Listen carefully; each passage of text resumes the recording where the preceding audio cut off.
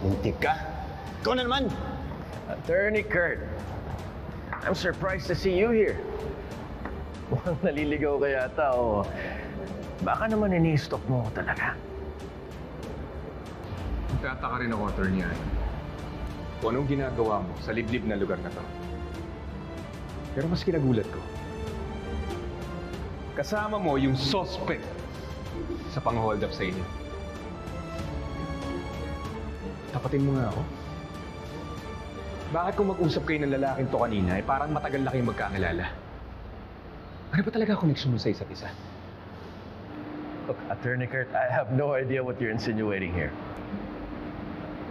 But whatever it is, I assure you, mali ang iniisip ko.